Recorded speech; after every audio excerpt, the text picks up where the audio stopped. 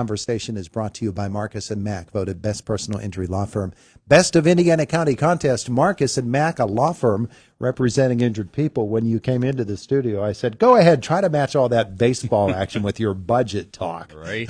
It's a lot more fun talking ball, isn't it? It sure is, and I think it's very exciting that IUP and the Indiana baseball teams are playing at this higher level, going for these championships. I think it's super exciting. I know a lot of the kids on the Indiana team, from my kids playing baseball those years ago. My nephew Caden plays on the team as well, so we're excited for them, and I hope they keep going. Yeah, absolutely. Right? And that IUP story is just amazing, isn't it? It surely is, yeah. I mean, they've pulled it together, and it's exciting, and it's fun to watch. Steve Klein's a pretty impressive dude.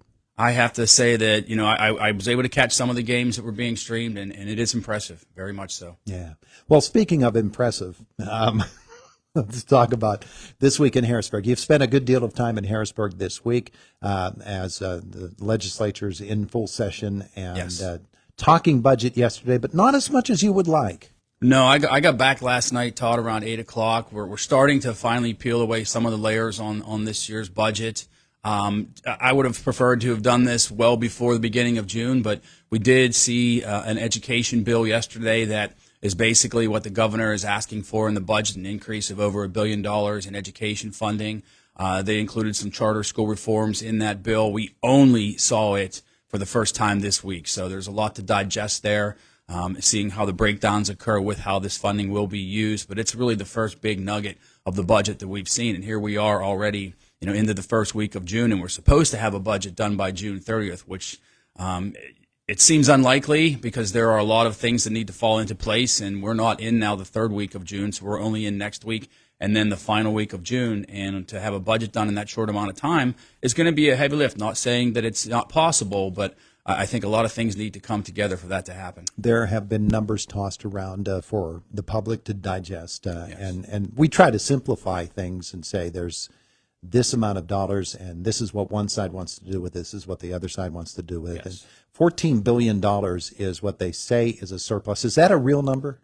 I believe it is, yeah. Part of it's the rainy day fund that's put aside in the event that we don't have enough funds to basically run state government.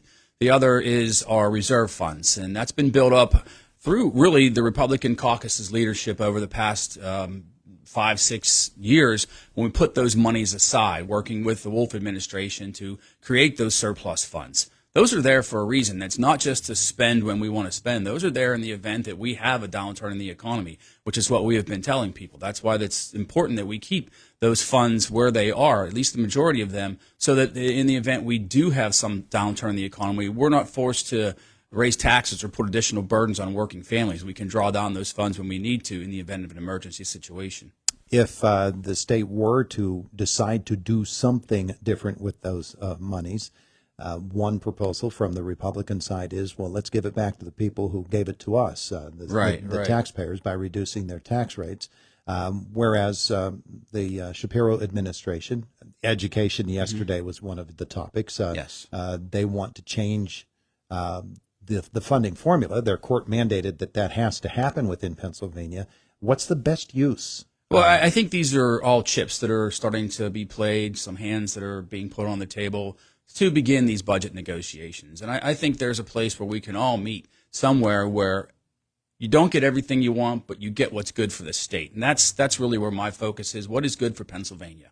What is good for Pennsylvania residents? There are a lot of things that we do need to fund out there. The reimbursement rates for healthcare workers, home healthcare workers, direct service professionals, nursing home workers. There's a lot of people who haven't been treated fairly over the past few years in the budget, and their rates are below where they should be, and they're having trouble in attracting people to those jobs. And those are essential workers that we need to have to keep people healthy, people in their homes, people, that need special help. We need to make sure that we're funding those things as well. Do we give money back to the taxpayers? I think that's something that we need to have a conversation about. Can we do that moving forward? I think we need to have that conversation as well. I think you're seeing a lot of ideas come forward. The governor puts his budget out there, as you know, in February. We have our budget hearings, which occurred through March. And then we hear a lot of these different things. And the whole process is to justify how we are spending, how we are using the taxpayer money. And we need to be accountable for that. And that's really where my focus is, and what's doing the best for Pennsylvania families, for Pennsylvania residents, for Pennsylvania businesses, And how do we build on that to ensure that we have a viable future for our Commonwealth? Minimum wage in Pennsylvania has become a topic of conversation. Whether the state ups the minimum wage to what the Shapiro administration wants, or whether the state does it and also tells businesses across the Commonwealth that they have to do it as well, raising the minimum wage to what many consider to be unsustainable. You have the model of what an increased minimum wage has done in other states to help inform you on that whole debate. How damaging or how beneficial would that increased minimum wage be? Well, I think it's the extreme is what they're pushing for, and I think that's where you run into some challenges, because that is going to force businesses to lay off workers, fire workers, because they can't afford to pay those wages. They'll have to reduce their workforce. That'll force everyone else's wages to increase as well. And as I mentioned earlier, you have some of these industries like the home healthcare industry, where they can't compete right now with a convenience store that's paying $17 an hour, and then you're going to ask them to increase that minimum wage. They're going to lose even more workforce. And I think, when you talk to most businesses, they're okay with an increase, but not to $15 an hour. A more modest increase, I think, would be acceptable by the majority of people, but not to go to $15 an hour, which I think is extreme. And really, what's the motivation then to improve your quality of life on your own? Mm-hmm. If you can make $15 an hour working, at a gas station, so to speak, what motivates you to go out and get an education to improve your life? I think the purpose of the minimum wage was to help motivate people to do better. And the vast majority of people who are on minimum wage right now are single white males under the age of 25.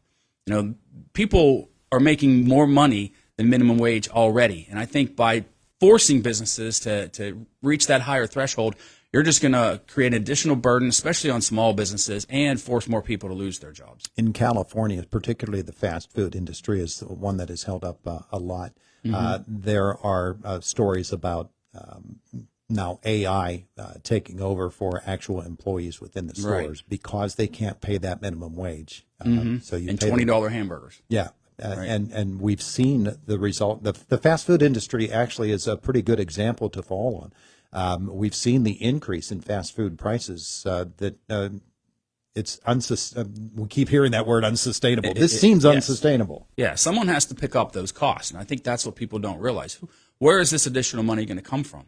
It's either going to come from the business themselves, or they're going to pass it on to the consumer. So you were in Harrisburg this week, probably not as much budget discussion as you would have wanted. Right. What did you discuss in Harrisburg this week? Well, as I said, we did start the discussion on education and the increase. There's still budget discussions that are going on, but we haven't really talked about the budget bills themselves yet. I think they're starting to introduce them in the Senate, but we haven't heard much in the House. So I did introduce some legislation. I believe you guys were talking about it earlier, to look at DEP's permitting processes. Mm-hmm. One of the things that came out during the budget hearings was that the DEP issues more than 800 different types of permits. And so that begs the question, do we need 800 different permits? Are we duplicating permits?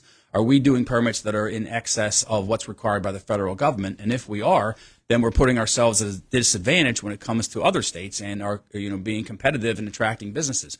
So I'm asking the Legislative Budget and Finance Committee to take a look at the DEP, and we've already met with them so they understand the parameters of what we're looking for. And just how can we streamline some of these processes? Do we need this many permits? And they talk about they need more administrative staff to process all these permits. If we can reduce the number of permits, maybe we can approve these permits faster and then help our businesses grow and expand here in Pennsylvania. We have heard a lot about DEP down through the years and a bit of heavy-handedness, and I don't know what your opinion is of the work that they do, but are they benefiting Pennsylvania by the way they operate? Well, they are certainly not, and we've seen that not anecdotally when businesses are waiting for permits and they decide, you know what, I'm just going to go to another state, and that's happened in a major way for Pennsylvania. So no, they do not help businesses. That's why you've seen proposals in the House, proposals in the Senate to change the way DEP operates, to change even the name of the DEP, because they are not business friendly. Their focus is on the environment. We need that, but we also need an agency that understands that their permitting process needs to help businesses grow and expand. They need to work with businesses to approve permits, not be a detriment or basically a roadblock to help businesses grow and expand and come to Pennsylvania. You're back in the district today. Have events planned? Yeah, there's a lot of things going on this weekend. Obviously, Salzburg Canal Days, we'll be there. We'll have a table set up. I'll be in the parade in the morning. It's getting to be festival and fair season, so you can look for us to be just about everywhere this summer. I have the 4 offices open now, and people can find out what we're doing. Go to repstruzzi.com, subscribe to our Friday emails.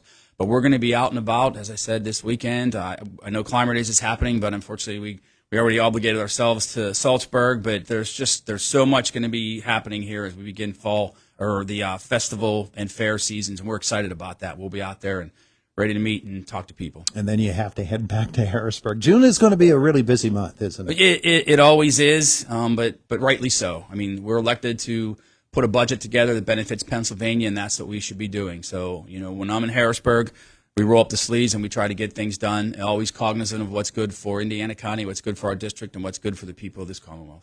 Good funnel cake helps too, doesn't it? It absolutely does, Todd. All right. Well, fair season and festival season is here. State Representative Jim Struzzi, thanks. Absolutely. Thanks for having me. It is the voice of Indiana County. It's WCCS 101.1 FM, AM 1160, and WCCSradio.com. I wanted to give you one last chance here before we say goodbye. 80th anniversary of D-Day means a lot to a lot of folks. And this is a day of commemoration today. It certainly is. We had a World War II veteran, 100 years old, on the floor of the Capitol this week in the House. Thank you to all of our veterans. It's historical. It was world-changing, and we thank them all for their service. State Representative Jim Struzzi with us here this morning, and it is Indiana in the Morning on the voice of Indiana County, WCCS 101.1 FM, AM 1160, and WCCSradio.com. Speaking of World War II and speaking